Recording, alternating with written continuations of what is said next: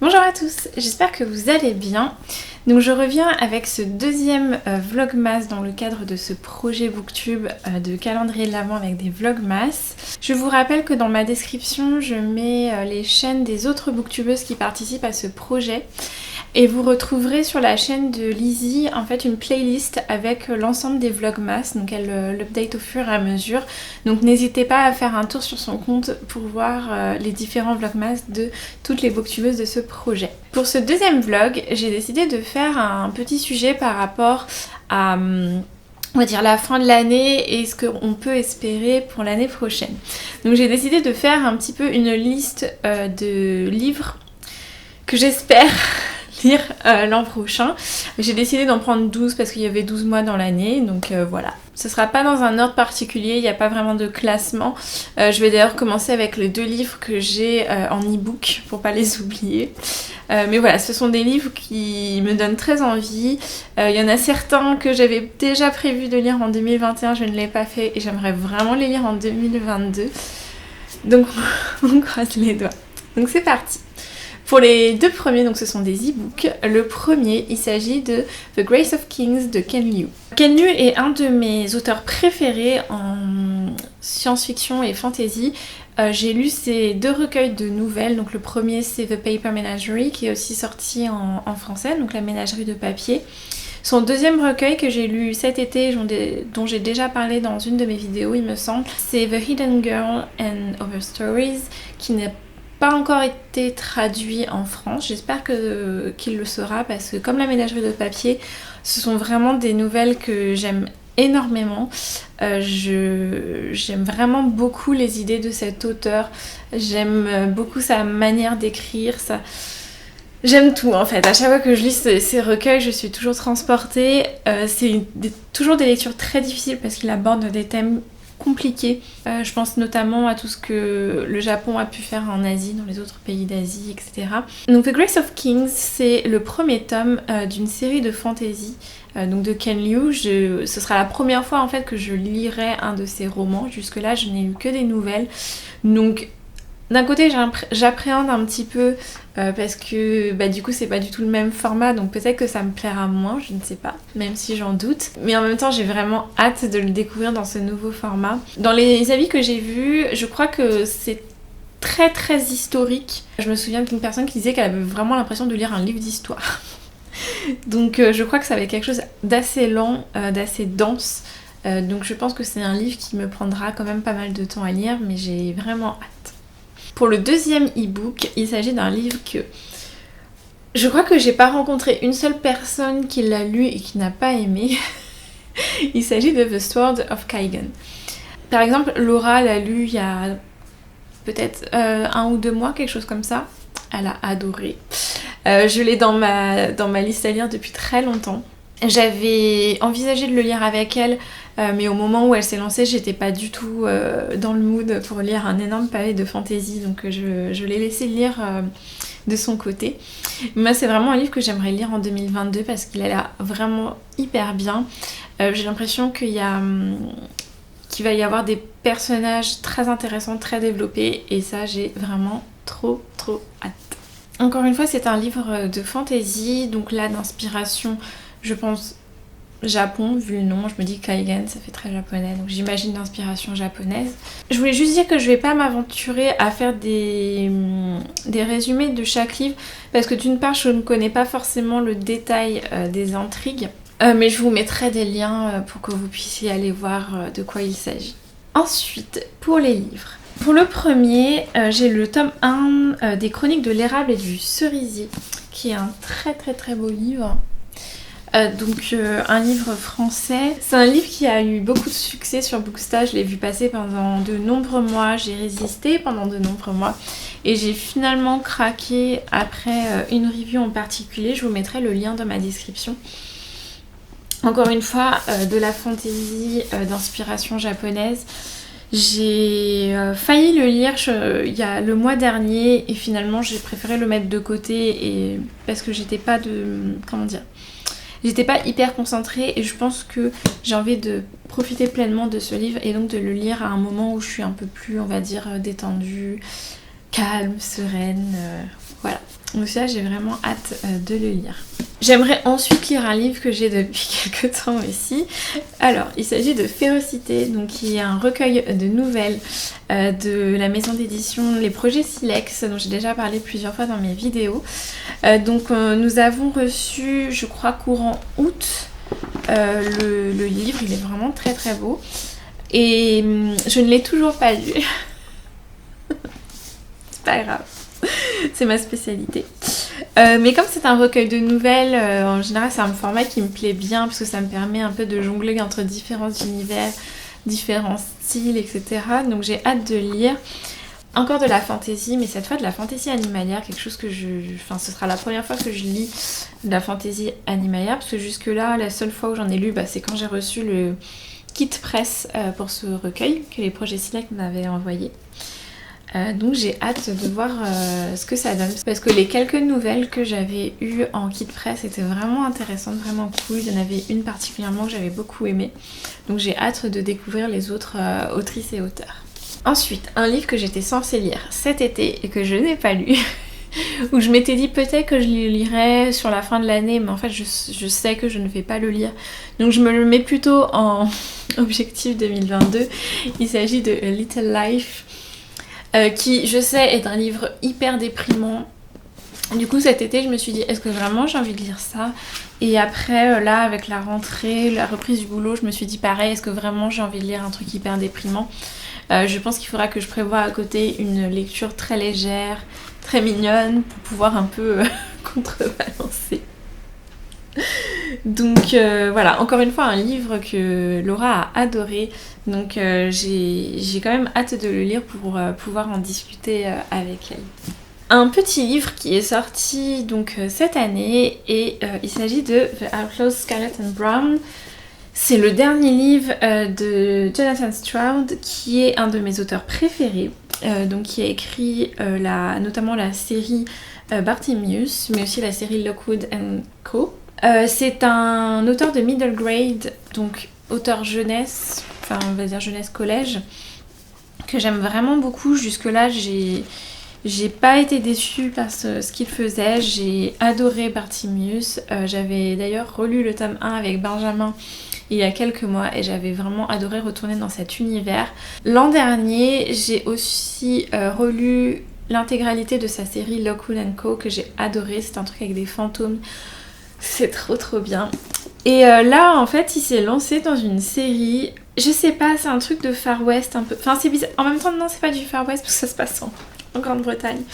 J'ai acheté le livre même si les prémices me donnaient pas hyper envie, mais je me suis dit non mais en fait je peux lui faire confiance, jusque là j'ai pas été déçue, et puis ça me changera quand même de ce que j'ai l'habitude de lire. Sachant que cette année je crois que j'ai pas beaucoup lu de middle grade, donc j'espère en lire un petit peu plus en 2022 parce que c'est vraiment des livres que j'aime beaucoup. Un livre que j'étais censée lire au mois d'octobre, que j'ai commencé à lire, j'ai lu 100 pages.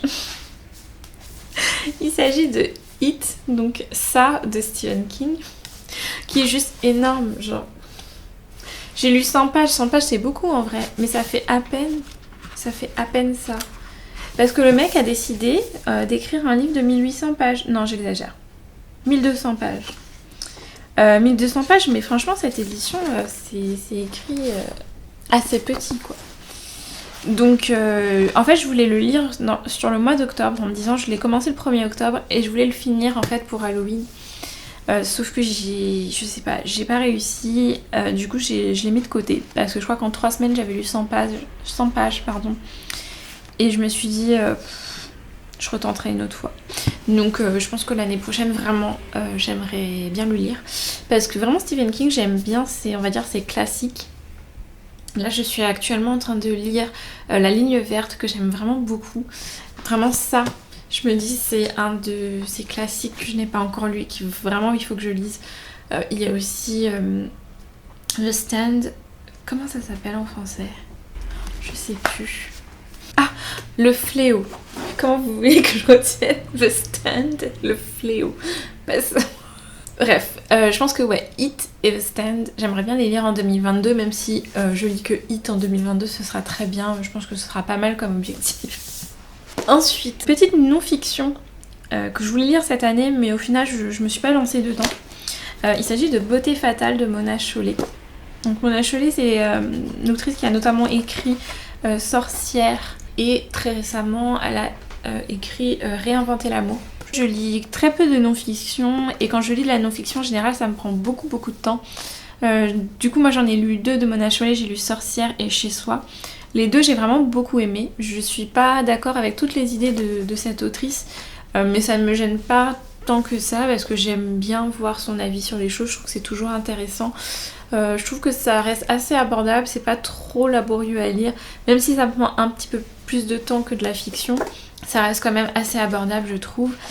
Et là ce sujet Beauté fatale, je pense que ça va vraiment me plaire parce que c'est un sujet notamment, je viens de lire le livre Le cœur sur la table que j'ai vraiment beaucoup aimé, et il y avait un peu un moment cette histoire de beauté etc, des standards de beauté etc, et du coup j'ai hâte de lire un livre entièrement sur ce sujet pour voir ce que ça donne. Ensuite encore un pavé. Et ça c'est un livre que je souhaite lire dans le cadre de mes lectures avec BTS. Donc il s'agit de Kafka sur le rivage de Haruki Murakami. Je l'ai toujours pas entamé parce que j'avoue qu'il me fait un petit peu peur. Bon, au-delà du fait qu'il fait 600 pages, Murakami ça a l'air quand même assez particulier. Donc j'ai un peu cette crainte que ça ne me plaise pas. Je crois que j'avais juste regardé la première page et je me suis dit mon dieu ça a l'air quand même assez spécial. Mais après je me dis peut-être qu'il faut juste un petit peu de temps pour que je me mette dedans et ça va aller tout seul. Celui-là je vais vraiment le lire en 2022 et juste je croise les doigts pour que ça me plaise et que j'en souffre pas trop. Ensuite je continue sur un autre auteur japonais, il s'agit de Keigo Higashino avec Les miracles du bazar Namiya. J'aime beaucoup la couverture, je la trouve vraiment très belle. C'est un livre en fait que je guettais depuis quelques mois parce que j'avais vu qu'il était prévu en sortie poche et j'avais bien aimé le résumé, donc je pense que ça va me plaire.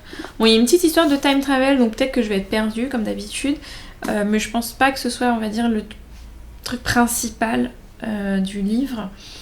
Je crois que c'est un auteur qui normalement écrit plutôt des policiers, des thrillers, et que ce livre sort un petit peu de ce qu'il fait d'habitude. Mais j'ai vu des très bons retours dessus et du coup j'ai hâte de le lire. Je pense que ça va être un des premiers livres que je vais lire en 2022. Ensuite, une série. Pour le coup j'aimerais bien lire toute la série l'an prochain. Il s'agit de The Poppy War, donc la guerre du pavot en français. Donc la série est terminée. Pour changer, Laura adore cette série et bon moi j'avais déjà prévu la lire, mais je crois que ça va faire 1 an que les 2 premiers tomes sont dans ma bibliothèque et je ne les ai toujours pas sortis. En fait j'attendais d'avoir le 3e tome dans cette édition en paperback pour pouvoir les enchaîner. Donc là le dernier tome il est sorti, je ne l'ai pas encore acheté, mais j'aimerais vraiment me lire un peu la série d'affilée comme ça, donc je pense que l'année prochaine ça va le faire. Donc c'est de la fantaisie encore une fois. Je sais que c'est très violent, que c'est très dur comme série. Donc il va falloir que je me blinde et que je me prépare psychologiquement avant de me lancer. Mais je pense que ça va être le type de livre que j'aime bien. Parce que j'ai l'impression que les personnages ont l'air vraiment très cool. Donc j'ai hâte de me lancer. Et pour le dernier livre, cette fois on part sur du contemporain avec un auteur que j'ai découvert en 2020. Donc il s'agit de Fredrik Backman. Et j'aimerais lire son livre Bear Town. Je ne sais plus quel est le titre en français, donc je vais regarder rapidement. Ah oui, mais j'aurais jamais pu inventer en fait. Le titre en français c'est La petite ville des grands rêves. Why not? Bref. Un livre que Laura a adoré. Alors moi pour ma part j'ai déjà lu de cet auteur plusieurs livres. Je les ai tous vraiment adorés. Ils m'ont tous fait pleurer. Mais j'aime vraiment beaucoup ce qu'il fait. J'en ai 4 dans ma bibliothèque de lui que je n'ai pas encore lu. Je pensais que 2021 serait mon année Fredrik Backman. Je m'étais dit j'allais faire toute sa bibliographie et au final en fait j'en ai lu aucun. J'avais tenté de lire Britt Marie Was Here, Mais je sais pas, j'ai pas réussi, j'étais pas dans le bon mood et du coup je l'avais mis de côté, je l'ai pas repris. Et en fait, je pense que celui que j'aimerais vraiment lire ensuite, c'est plutôt Beartown. Il y a 2 tomes, j'ai le 2e tome aussi. Je crois que c'est assez dur comme lecture, donc va falloir encore une fois que je me blinde avant de me lancer dans un livre. Mais ça a l'air vraiment très bien et de toute façon je fais entièrement confiance à cet auteur, je sais que ce qu'il fait me plaît beaucoup et du coup j'ai hâte de découvrir une nouvelle ville avec lui, de nouveaux personnages, etc. Puis là en plus comme c'est sous forme de série, je pense que ça va être un petit peu différent de ce que j'ai lu jusque là. Donc voilà pour mes 12 livres que j'aimerais lire en 2022 en priorité. Je pense que ce sera assez drôle de voir en décembre 2022 combien de ces livres j'aurais réussi à lire pendant l'année. Si vous avez lu quelques-uns de ces livres, n'hésitez pas à m'en parler. Dites-moi si vous avez bien aimé, dites-moi si vous avez des conseils, si vous... je sais pas, dites-moi tout. Donc voilà pour ce 2e vlogmas. Je vous dis à dans une semaine pour le 3e et dernier vlogmas. Je vous remercie pour votre soutien et je vous dis à bientôt. Bye bye.